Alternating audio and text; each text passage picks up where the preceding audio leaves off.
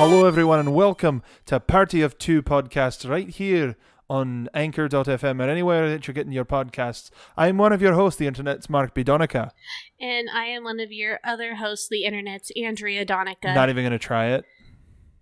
I have a sore throat right now. Okay. I'm so happy for you. Life That is ain't like gonna a try hurricane daily here in Florida. Well, that's because there are hurricanes daily in Florida. Exactly. Did you know that Duckberg was based on Orlando, Florida? I did not know that. And that's a bunch of bullocks too. I'll say Tampa because that's actually on the coast. But welcome everybody to the Party of Two podcast. We're here to talk about DinoLand U.S.A. and something that not a lot of people are talking about. Yeah. And we've seen a couple of things out there, but we made the discovery. We made the realization as we were painstakingly waiting in line for the dinosaur ride the last time we were at Animal Kingdom, a ride in which we've been kept from for the past 3 visits to Animal Kingdom, and ultimately it was Andrea, you made the decision, no, I'm not gonna let this ride win. Pretty much. I just said I have tried to get on this not stupid ride, but this darn ride through this stupid line. Yes. We had fast passes over and over again. They just kept getting canceled. The attraction kept breaking down, which doesn't entirely surprise me per se because it's the same system as the Indiana Jones adventure over in Anaheim. And with that, I know that anytime there's even a little bit of oil that gets leaked from the Jeeps and ends up on the track, immediately everything shuts down. That's just how it operates. And so we were used to Indy breaking down all the time. Mm-hmm. But we were also used to it getting back up and reopening not too much longer afterwards. But we would also be always in the area for the rest of the day. Now that we're more casual visitors, going around and visiting the parks and just staying for a couple of hours, if we miss it, then we miss it for the entire day. And I did not want to miss it for a third time. The third time I said enough is enough. I am waiting for this darn attraction to open back up. Well, another thing about comparing the two is the area, Dinosaur is in its own little corner of the park. Yeah. It's not sandwiched between a whole bunch of attractions. It's not one end you've got the Jungle Cruise and the Enchanted Tiki Room, and on the other side you've got Pirates of the Caribbean, Haunted Mansion, and just a slew of other stuff. There's so much room in Animal Kingdom, and on the other side you've got DinoLand U.S.A., which is fine, but that's part of the reason why we're here. That's part of the reason why we hope you clicked on it, especially with the clickbait title that we did. We're gonna get there, but you've got to tell stories. It's about storytelling. We're gonna string you along with a good story and then and end strong. So with Animal Kingdom, we've been spending a lot of time lately just for the entire Florida. We've been talking a lot about Epcot, and we spent last episode talking about Universal for a breather, and here we are right back again. Oops. In terms of recording this, D23 is right around the corner, and either way, this is sort of a Beyond Blue Sky idea that seems to make sense, if not be what's imminently coming to the park. Yeah, it feels like a lot of foreshadowing has been happening. Things are sticking around, and you go, this makes sense, and I wouldn't mind it to go down this route. Magic Bow. So, in particular, we're talking about the Primeval Whirl. There's been something going on with the Primeval Whirl. Yeah. So, Primeval Whirl, which did not open with Animal Kingdom when it first opened, but was kind of thrown in a couple of years after to reinvigorate DinoLand a little bit more. They added a couple of family-friendly attractions just to make the area more fun for kids. This roller coaster, which is kind of like a wild mouse coaster, spins around. I find these very abrasive on the body, but that's okay.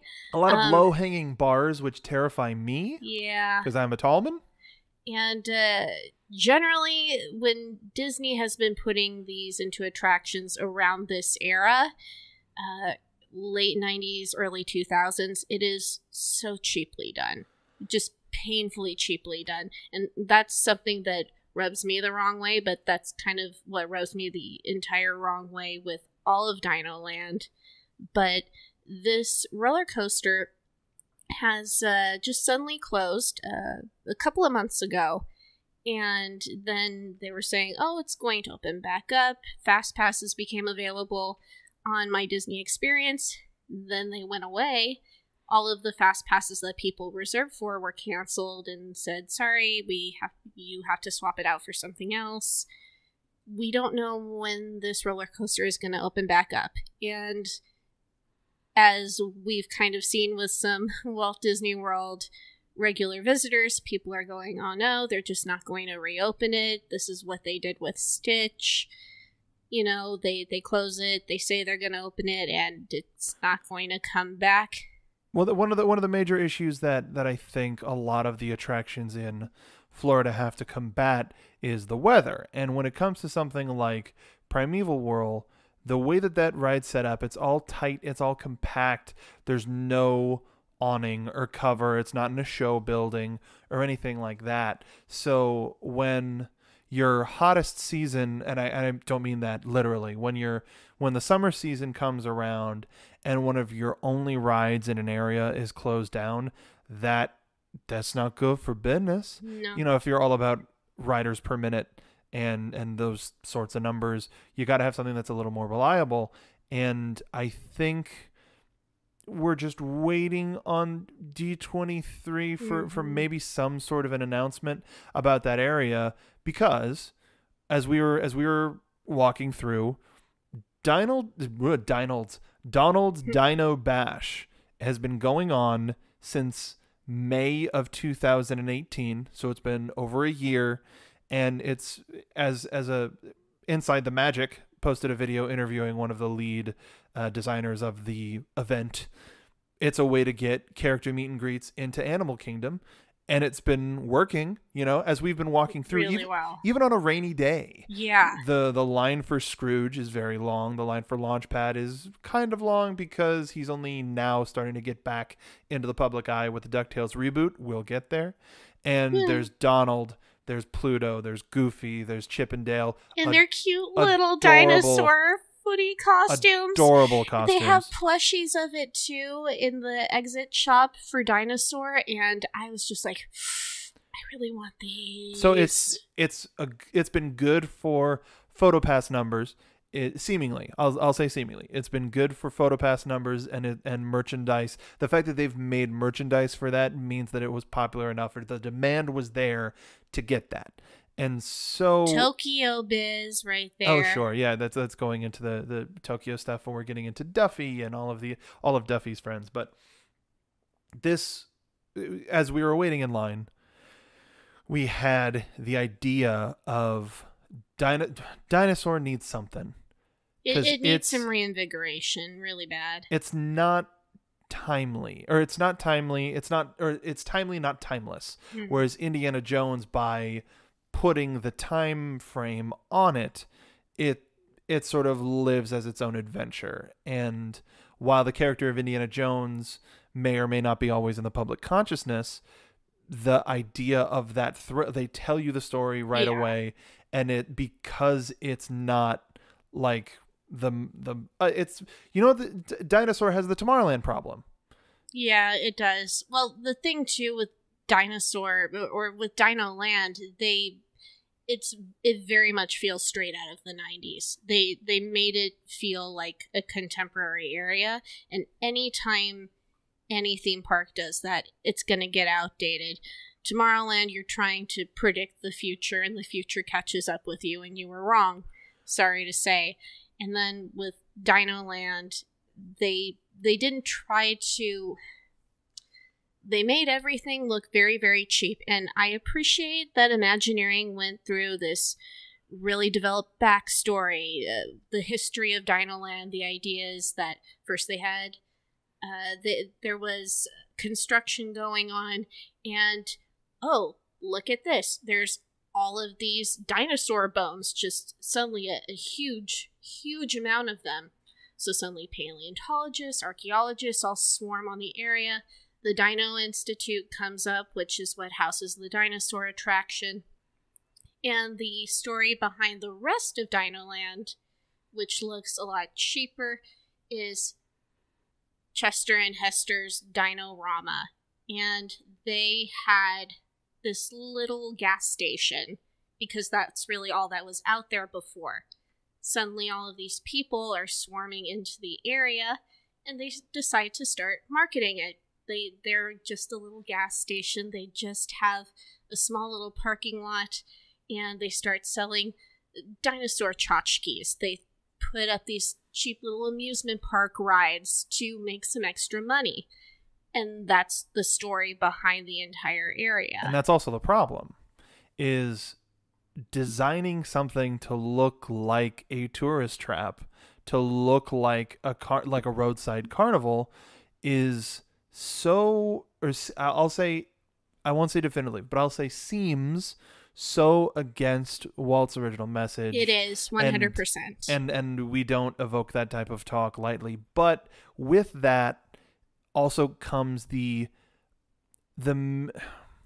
I guess the best way to put it is the misappropriated theme, because as you said, the Dino Institute sprouted off of this dig, but you look at the dinosaur area and you look at, the dinosaur ride area, and then you look at the rest of the land, and you go, this looks cheap, cartoony, dumb. This looks highly realistic and science-y.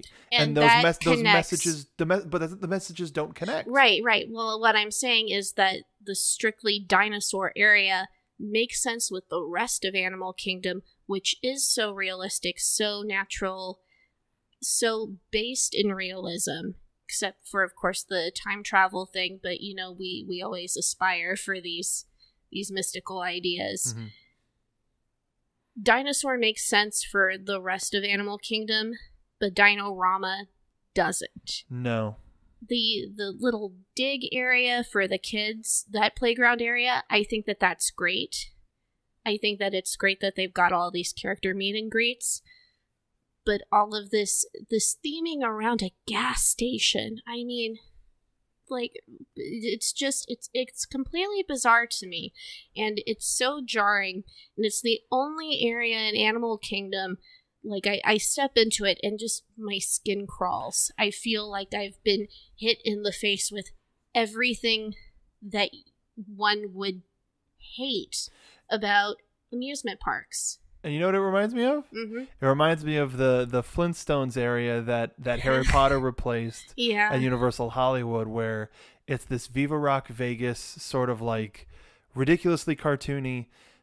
Now, with that, you look at something like Pandora, you look at the Pandora area, and that is a fictional world presented realistically, and that's a way to represent a brand and a fiction with a sense of realism. Now, if you're trying to make it a hyper kiddie area or something where kids can play, then this is one of those places where you can really rely on a brand. And if you've missed any of our Epcot stuff, go back, because we talk about certain attractions that really benefit, certain pavilions that would really benefit from having that character tie-in, that brand tie-in, that IP tie-in from the Disney properties. And as much as people complain about it, there's one that fits ridiculously well, and it's already, it feels like they've backdoor piloted it already, and because it feels like Ducktales, and I'm just gonna say this: Scrooge McDuck presents DinoLand U.S.A. Boom. And so you've already got the meet and greets. You've got Donald there. You've got Launchpad. You've got Scroogey. And then you start implementing the other characters. You start getting the kids and Webby. And then maybe even the other characters that they're starting to, the Saturday morning characters that they're starting to reintroduce. Dung Carnage, Darkwing Duck, whatever, because this is a McDuck Industries sponsored excavation. And so some of the cheaper, quote unquote cheaper looking stuff is because Scrooge is trying to pinch a penny. Now you have a better story than, oh, this is a gas station. Now that still doesn't mean, hey, leave everything as is, though you kind of could, but then you can retheme some of the other rides to be still dinosaur, but now you've got and even the dinosaur attraction itself is an excursion paid for by Scrooge McDuck and McDuck Industries. And now you're unpaid interns trying to find this lost treasure or this thing that was lost in time, and you get a little bit more of an adventure. Like there's plenty to talk about, but I've so many different things that you could go along with in terms of specific theming with this marriage of ideas. What I especially love about Ducktales is right now it's really the perfect kids show because parents and their kids are enjoying watching it together. My best friend Stephanie, she watches it religiously with her daughter, and they talk about it, they marathon it together, and it's something that our generation, we're in our early 30s now. This is kind of the age group that is generally having children, and they remember DuckTales from when they were growing up. They remember their Saturday morning Disney afternoon cartoons, and now they're having kids, and they especially want to share that together. If you're going to build a children's area in a theme park, you really shouldn't just build it for the kids. The parents want to enjoy it as well. The whole idea of a Disney theme park, Walt's whole idea was the entire family spending time together. Not, okay, I'm going to dump the kids into this corner while I sit on a park bench. That was the exact opposite of what he wanted. The same as, oh, well, there's all of these thrill rides, and it's too aggressive for Grandma to go on, so let's just dump her here so she can hold our spot for the parade. Yeah. Which is also something that I have a huge problem with. But DuckTales at least has that sweet spot of kids and adults sharing in an area together that would have a lot of fun. Mom and Dad are going to want to take a picture with Scrooge McDuck just as much as little Timmy does. And one of the things about the Scrooge that's showing up in the Donald's Dino Bash is that it's new Scrooge. It's not Scrooge with a blue coat ascot. It's a new mold, I'll say, is the probably the most scientific way that I'll put it without crushing anything. It's a new look for Scrooge.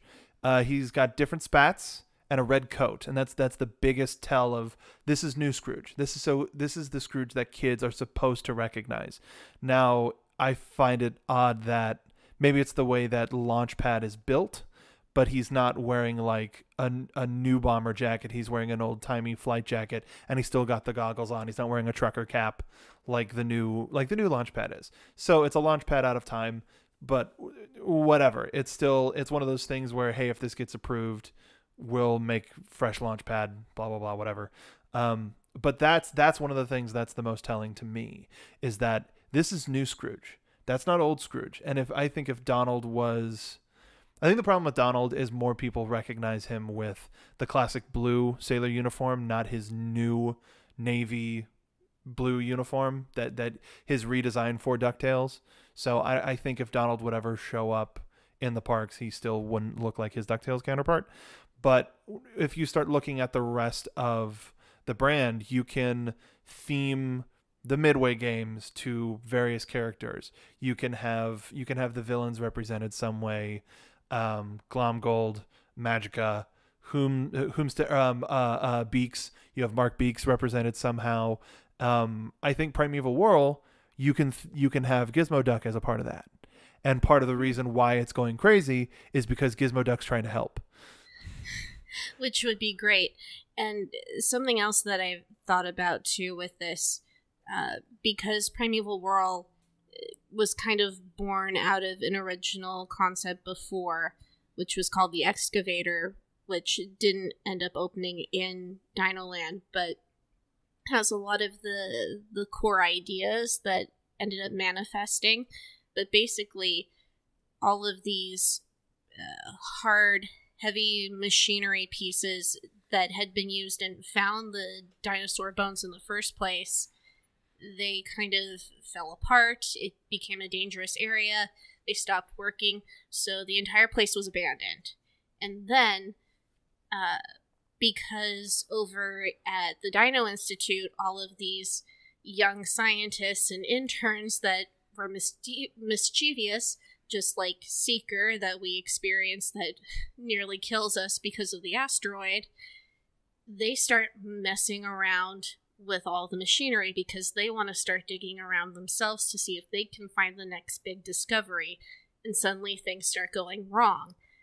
And when I'm reading about all of this idea of these mischievous people messing around with this old machinery, I can't help but think of the boys and Webby just starting to play around with the controls like, hey, what does this button do? And everything goes horribly wrong. And so then everybody has to band together to save the day and stop all of the craziness from happening. And then maybe the Beagle Boys have been messing around with the controls. When you said the boys, I thought you were going to say the Beagle Boys, because I can imagine Webby's always the voice of reason. Oh, but she's got a wild streak. She does, but I want to see her in this area so bad. I love this new Webigail so much. A much different interpretation than the quote classic, and that Webigail was still like it was still like, hey, we need a girl character, but I think she still had her. She was still a great character, and I'm happy that she's represented in this new way. But that you saying like Excavator reminded me of this new patent that Disney's going on that is like a whirlwind type of ride system that could lend itself to an Excavator type of ride, but we have no idea. Oh no, I'm sorry, that's not Disney, that's Universal. Okay. Universal, and people were like, oh, it might be a Ministry of Magic ride for that, but we're not talking about that. I don't know why I thought that was Disney. I guess I was reminded of the possible Tall Tale ride for Frontierland. That was either like the geyser or the whirlwind that Pecos Bill lassos or whatever. I don't know. Heads all over the place. But there's plenty of opportunities for this brand to really flourish in DinoLand, and it's one of those things where I don't know if people would mind. And ultimately, you then get Dino. You still have Dino merchandise. And I say this knowing entirely what it implies. It's kind of a cheap overlay. But that's what it was in the first place. That's what it was in the first place. But it's something that would unify the messaging. Yeah. You redo you redo some of the and also Aladar, my bromide. Like we were in line and people go, have you? There was a family in front of us. Like, have you ever seen the movie Dinosaur? Or have you heard of the movie Dinosaur? Yeah. What's it about? I don't know. Because the only thing I remember about Dinosaur is the advertisements that would play in front of my home video releases. I never saw the movie. The only thing, stand together. That's the only thing. And some like lemur dude that's trying to be a smooth operator. Like those are the only two things that I know about that. Oh, and the terrifying rubber puppets that McDonald's was selling. Oh, yeah. This I don't remember. Oh, terrifying. Like hand puppets. It was, but it was not a great movie. I went to see it as a kid in the theaters, and I mean, it was such a big deal. Everybody thought it was going to be the greatest thing. And just thinking about the CGI and then seeing little clips here and there today hurts my eyes. There's a little bit that so the point, if you haven't been on Dinosaur, we're going to spoil it for you, kind of. The premise is this seeker guy that Andrea mentioned sends you back in time to bring a dinosaur back, and it's sort of against the will of his employers, the institute of which you are testing these time machines for. And so you go back and you're trying to find Aladar, who's the lead character in Dinosaur, and bring him back. And it's there while you're there during the meteor shower, and it's, I don't know. The first time we went on it, it was really jarring, and then this last time, it seemed really tame. So I kind of felt reverse for our experiences. The first time that we went, and this was back in 2017, I felt like it was ridiculously slow.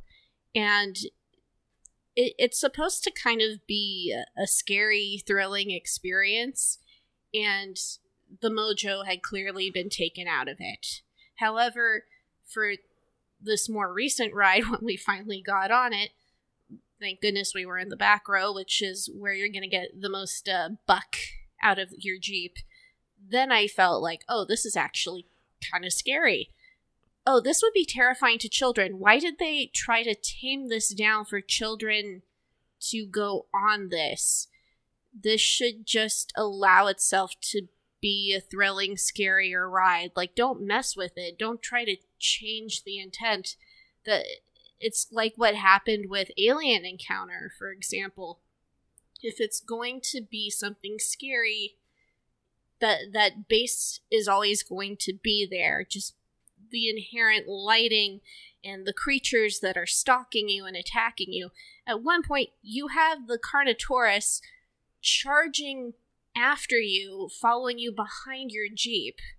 Something that I read is apparently when it was originally Countdown to Extinction, before they did the name change over to Dinosaur to promote the film and do more of a tie-in, you were supposed to hear in the speakers within the Jeep, you were supposed to hear the footsteps of the Carnotaurus chasing you getting louder and louder, like he was right there, like breathing down your neck. And instead they tapered it off once they started changing things. They adjusted dialogue to make it a little more easygoing, and it's just like, come on, like, let it be something scary. So I am all about DuckTales coming more into DinoLand, but I want Dinosaur to get its edge back. And I don't necessarily want to see DuckTales jump in on that parade. I want to see them go harder with the scary message. I want them to go more realistic. Well, I think I'd like to see them actually remake the skins of the dinosaurs. So here's the thing. We have to differentiate between Universal and Disney, right? Because the reason why Disney even built DinoLand was to jump on the big Dinomania train that was caused by Jurassic Park being such a big success. And with Jurassic Park, they have the excuse of, well, we have actually changed the DNA on these dinosaurs, so this is what they look like. So they can say whatever the dinosaurs are going to look like. But now we have all of these developments through scientific technology, through different discoveries, through our paleontologists, to give us a better idea of what dinosaurs look like. And they don't quite look the way they do on Dinosaur now. Yeah, dinos don't look like that.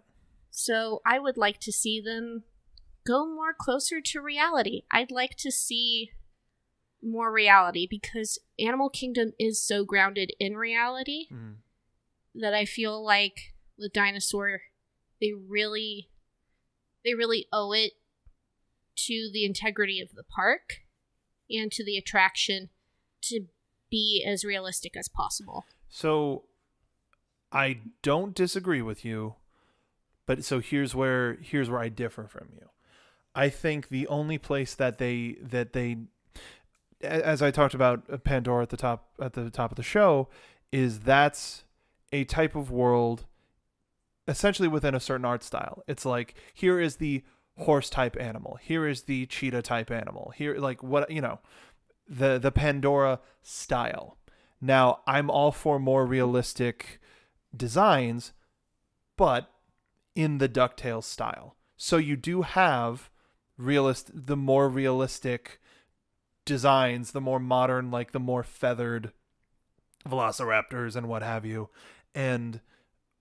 But you make the edges as such to where they fit in the DuckTales world. So you want them to look more cartoonish? So I want them to exist in a cartoon world, but I don't want them to be cartoonish. And speaking to you wanting the ride to get its edge back, it can. DuckTales has shown suspense, thrills, a little bit of horror, and while ultimately those moments sort of get not necessarily deflated, but they get revealed to be not as scary as they were, there's still some pretty terrifying moments for kids. And even the Christmas episode with the Wendigo, like that was like, oh my God. some of the stuff that or even just the recurring character of the horse statue with the bust of Scrooge as a head that they reanimated earlier in season 1.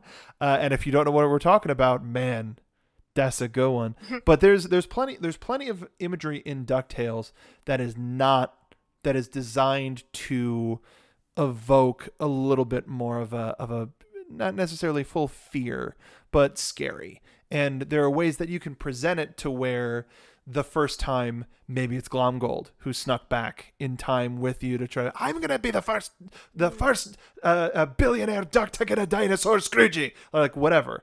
And so the first time it's him with a mask, or it's the Bugle Boys with a mask, or whatever. And the second time, it's the right now of the Carnotaurus, but it's the real dinosaur. And so that gets the deflation and the cartoony moment of a villain reveal. But what if Magica De Spell takes over a whole bunch of, like, captures dinosaurs in like as like her shadow? Then you get shadow dinosaurs, and so they're a little bit scary. Magic Shadow Army, that's terrifying. Magic Shadow dinosaurs. Dinosaur army led by Magica De Spell. So it's like there are ways that you can get those moments to appear and really work to those scary moments, but they are just in a cartoon world. They're still scary. The designs are still what we now because Scrooge is maybe not top dollar scientists, but Scrooge's scientists are doing all of this research, and for whatever reason, somebody took his lucky diamond and sent it back in time. Whatever. There's a MacGuffin. There's some piece of treasure that's back in time, or they have a caveman friend, or maybe it's like Ooga or something. It's a little kid that they found frozen in ice. I forget his name. But he was on the show recently and was in the original show. But there's plenty of ways to get them back in time. But there is a way to do fear. There is a way to do realism in a cartoon world. That's what I still feel that a DuckTales dinosaur ride can work, and it can have fear, but it's also going to be countered by some cartoony elements. So actually, you know what I would want to equate it to? Mystic Manor. I would want to equate it to Mystic Manor, where there is some scary imagery, there are some pop out moments, but ultimately it's a cartoony, fantastical setting. So like, you just have to do the same thing that DuckTales is doing as a TV show and appeal to all ages, and you can make a timeless attraction with these characters. This one done. Okay. That's my pitch. So again, I don't disagree with you. Uh-huh. I think there's a way to do it in the DuckTales style. But then you keep all your meat and like you keep so much of it, and you the only make an indoor meet and greet too. And you have like Scrooge's satellite money pit, and then you can get you may get some sort of stuff like the Chippendale Ball Pit, or if it's something for a photo op where you take a picture with Scrooge and you get to jump in the money pit or something like that. Lines would be so long. It would, but if the only way you get to jump in the money pit is to take a picture with Scrooge, what does that mean? You're gonna do it. Mm-hmm. You're gonna do it. You're gonna pay for that picture, because then you get a picture of you jumping in the money pit. Because for the Ducktales remastered, and then eventually for the new TV show, they toured that money bin. It's somewhere. Oh yeah. And it can be the same exact thing under a roof in a building, just so that nothing gets super gross. But there's a way to do it, man. And Joe Rohde can do it. So sure he can. Because then you have, I think you then get the opposite spectrum of Pandora on one side, the rest of Animal Kingdom in the middle, DuckTales on the right. It's all, or Scrooge McDuck presents DinoLand on the right. It's all based in reality, but presented in different visual styles. Sure. Imagineering, call us. Joe? Can I call you Joe? We're here for you. Mr. Rohde? We're always here for you, Joe. We love you. Mm-hmm. I would also like to see if Scrooge is going to be buying up the area and marketing it to be much more friendly to the eyes, I would love to see some placemaking just to make it less cheap looking, actually. Maybe he'll save a couple of things to save on money, but I'd like to see some more jungle-ish trees. I'd like to see some shade. Something that's a little more comfortable. Places with more air conditioning and Animal Kingdom would also just be really great. So you're hoping he goes more John Hammond than Krusty the Clown? Yes. I agree. Like I think he would want to make it tasteful. Because I think Scrooge has good taste. I'm sort of speaking to the harsh reality of Disney parks sometimes, where it's like we got to flip this and we don't have that much of a budget, so just stick a whole bunch of stickers. Like right now, a lot of the signage for Donald's Dino Bash, the fact that they just slapped a logo on the butt of the Brontosaurus next to the original logo. It's kitschy. Yeah. But it's also, it looks very temporary. So I would love it if for this particular one, Scrooge's investors, or maybe the boys talked him into it, maybe Webby talked him into it, maybe somebody, or maybe there's something with Gladstone, or whatever. Like there's plenty of lore from DuckTales to make it make sense that he's refurbished this area. I also just love the idea that Imagineering put forth with Donald's Dino Bash, that he found out that they are descendants of dinosaurs, so that's what got him so excited and just brought him and everybody else out there. Like, it could be a whole thing with the entire duck family, like, oh, look at this. Hey, Uncle Donald, check this out. Oh, Uncle Scrooge, we've got to buy this place. We got to market it.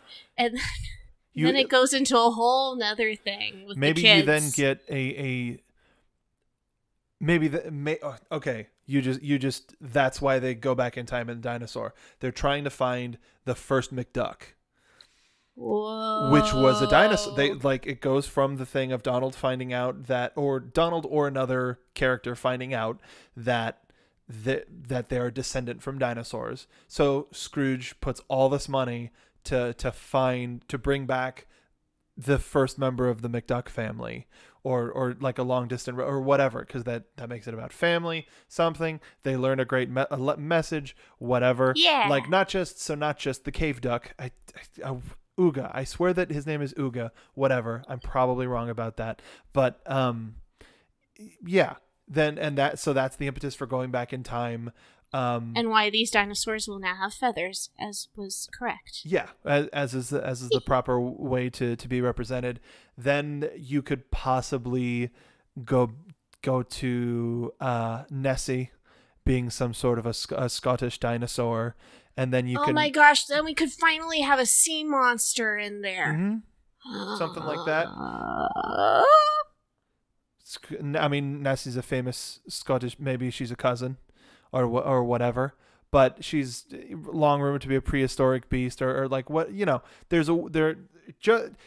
can make any story work. I'm so excited right now. DuckTales has, I'll say it again, DuckTales has so much lore that they can make whatever work. The brand is red hot. It works for kids. It works for adults.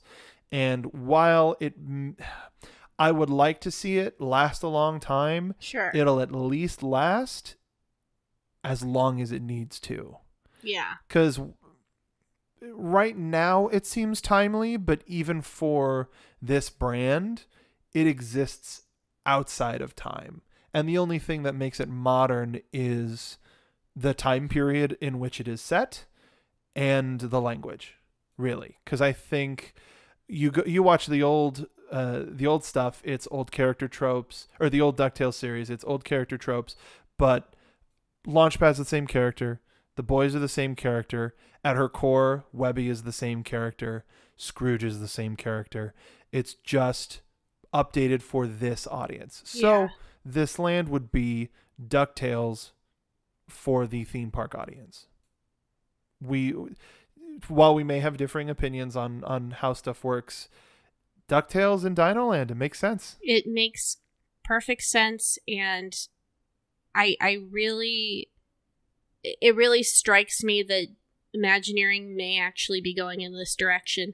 And with Walt Disney World Resort getting 50 things for its 50th birthday, who knows, this might actually be a direction in which they're going. I would love to see more happen with Primeval Whirl. If at the very least they go Gummy Glen style and just put some cardboard cutouts. I was trying to avoid bringing that up. I know. And I mean, I'd rather see... Okay, I'll just say it straight out. I want 3-dimensional figures. That's what everybody wants. And moving, not going a la Incredicoaster where they're just static figures. They're active kids. I want to see Huey, Dewey, and Louie, and Webby all doing incredible things. Do you want not Incredicoaster, Dark Ride? So like, I'd love a dark ride. No. I mean, in terms of the movement of the characters, are we talking like Monsters Inc. Dark Ride, where they're characters and they're moving but their mouths aren't moving? Or are we talking like Pirates of the Caribbean, full movement, full motion, full talking, lips moving, all of that? I mean, I always want the most animated that you can get them. But if it's going to still be an outdoor coaster, then you have to take that into account with the elements. In which case, it's probably going to be more limited range just because life is like a hurricane here in Orlando. And yeah, I think minimal movement and going with like a hard plastic, because there are toys of the new series, and they usually going from 2D to 3D and getting 3D models of a particular character. Yeah, it doesn't always work, but I think Disney had that in mind. And they had 3D models the whole time, because that's how they do everything with animation now. Sure. They always make, and how they've done things from the beginning, as far as I know, they've always made maquettes of whatever animated character they're going to have, even if it was going to be all hand-drawn, 2-dimensional. They always had a full physical model so that they would see what the character would look like from every angle. Yeah. Yeah. So we want to know what you think about Scrooge McDuck presents DinoLand U.S.A. If you've never been to DinoLand, I would let us know if any of that sounds interesting. If you've been on the original version of Dinosaur, please let us know. This is Beyond Blue Sky, our wild speculation version of the show. We have a couple of settings for the show, and this is the one that we've kind of been in for the past couple of while, taking little pieces of news and spinning them into some blue sky goodness. We gotta stay hopeful, and there's going to be a lot that's announced at D23, and we're just really excited. Yeah, we're going to go back. We're going to do a D23 check report card, essentially, and go back to stuff that we talked about and the plausibility, the announcements, whatever. We're going to be at D23. We just got our tickets this past weekend. What's today? Yeah, a couple days ago. We just got our tickets. We are going to be there. And make sure you're following us at Party of Two Pod for some live updates from both the parks and the area, because we're gonna try to hit Knott's, we're gonna try to hit Universal, we're gonna hit Disneyland. So please, and finally see Galaxy's Edge right as it's opening in Florida. So make sure to follow us at Party of Two Pod. Before we sign off, there was two things that I wanted to mention. One is just kind of a throwaway theory, but I wanted to mention it just because we didn't really have a place for it. Right now in Epcot, they're preparing for the Food and Wine Festival that starts August 29th. All of the little huts, all of the little booths that they're setting up for all of the different countries' food and booths with booze. Yeah, booths. They're all sort of out, and you can see what colors there are. There's only one that has its area behind walls, and that is the Rio de Janeiro. The Brazil booth is behind walls, and we talked about it on a previous episode. It's kind of an unconfirmed probability across anybody talking about Epcot that Brazil is going to be added. I just wanted to put it out there. I think it's behind a wall because they're going to add a presentation as to what the Brazil pavilion is going to look like once it's announced at D23, and they're just sort of, instead of having it out, they're preparing the whole area to be a place where people can walk up and look at concept art or a model or whatever. Just wanted to put that out in the world. Secondly, I wanted to thank Nerd Mountain Shop. Some friends of ours here on the show. You go to nerdmountainshop.com. You follow Nerd Mountain Shop on Instagram. They're constantly putting out new merchandise that is themed to Disney, Marvel, Star Wars, Disney parks. I believe they have some Universal Harry Potter type stuff too. They're constantly putting the work in, and we want you to go visit them. So go to nerdshop.com. Let them know that we sent you. If you follow them, comment on their stuff. Let them know that we sent you. We're hoping to work with them a little bit more in the future, and they deserve your attention and your business. That is nerdmountainshop.com. Thank you so much. But that'll do it for this episode of the Party of Two podcast. Andrea, where do the folks find you on social media? You can find me on Twitter at DoleWhipDrea. And you can find me on Twitter at Mark B. Donica. I tweet about wrestling and theme parks and anime. A bunch of random stuff. I tweet about a lot of random stuff. He's confused about the anime part, apparently. If you knew anime, you'd be confused too. I guess so. But thank you so much for joining us on this episode of the Party of Two podcast. We'll see you on the next ride.